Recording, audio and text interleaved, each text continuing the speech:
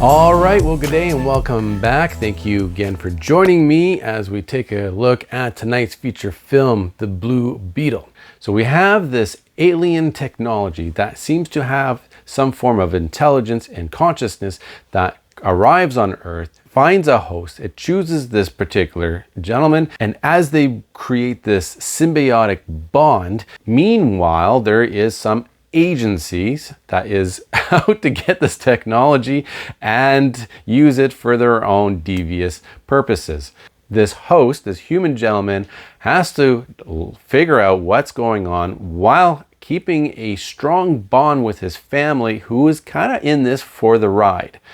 So basically, I'm going to start off with the things that I didn't care for the most, because that's the kind of vibe that this film is giving me. The thing that really got to me is the family dynamic.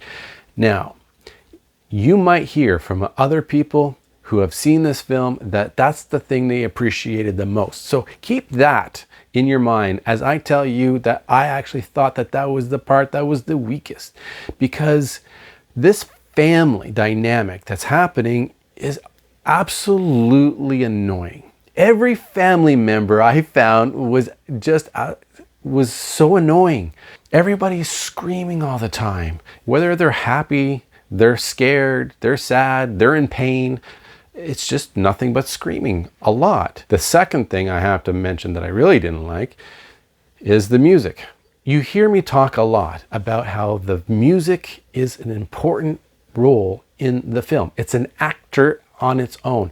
It drives the emotional feel for what you're seeing on screen. So if you wanted an example of music choices that do not serve the scene, this is the film to analyze. So if you do get a chance to see the film, and if it doesn't feel right, think about the music and see if it's jiving with what you're seeing on film, because it has to jive, it has to work together. Right from the very first scene, for example, when it's one of the best scenes, to be honest with you, is when he first gets the suit and it starts to transform and he's screaming because he's in pain and he's in fear. And it was kind of awesome.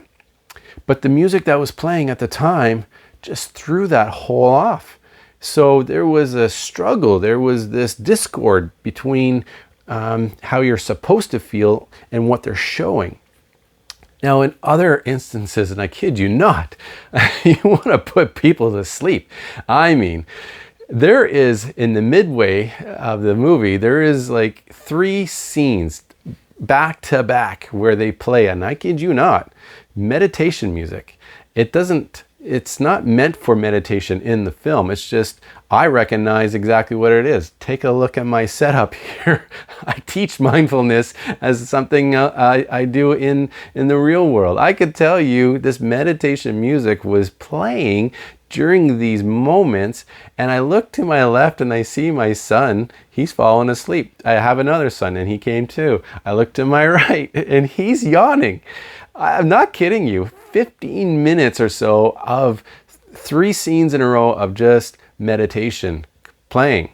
And so there's a scene happens in the end where it's like an important action scene, and it's action. And what are they playing? Meditation music. It was very slow. It was like, what is going on here? Why are they making this choice? 2 times in the film, they get it right. There is a moment 3/4 in where there is an emotional instance that happens, like it's very emotional, and it changes the vibe of the movie for the 3rd act. And in this moment, it's sad, and they're playing meditation music. And it's not just slow music, okay? Like I'm telling you, meditation music. It was used during this sad moment, and you felt it. So at that moment, it was used appropriately. And in another moment, they play, for the first time throughout the whole film, a rock song. And they throw in some Motley Crue and during an action scene, and it totally fit, because now they're kicking ass on film to some Motley Crue. It was perfect. 2 instances where they actually used the music in the right place for the right reasons. Speaking of that, when I say that the third act was different than the rest, well, after this moment of sadness, this thing that happens in the movie, everybody stops whining and complaining. Everybody starts to be serious. We have Susan Sarandon, who is a veteran of an actor, and she came to this and she just phoned it in. Like there was no, she was absolutely just phoning it in, not trying very hard. She's the main villain in this movie, and honestly, she sounded like a grandmother who was just babysitting her grandchildren. Like she was not a threat at all. There was nothing scary about her, nothing intimidating, nothing. I mean, you think about the grandchildren when they go to grandma's to be babysat, how they're going to just fool around and be rebellious and stuff. That's what you got here, because she was not intimidating. She was not commanding on screen. She did not look like she could take control of anything that was going on. There is a secondary villain in here, and this is where I'm going to start with the good things that I like. The villain here was, I don't even know his name, but he came in, he looked like he was from like some sort of futuristic, apocalyptic movie or video game. He has scars all over the place, and he had a suit that was pretty cool, and he was muscular, and at times his voice even changed kind of to a robotic voice if he had like a mask on or something like that. Anyway, near the end, they really bring out some of his backstory and how he became who he is, and I'm telling you, it touches you right in the heart. And so they did more for this villain than they did for anyone else. Another few things that I did enjoy was the suit itself. There were times where they had some good combat scenes, but overall, it wasn't a big deal. We've seen it.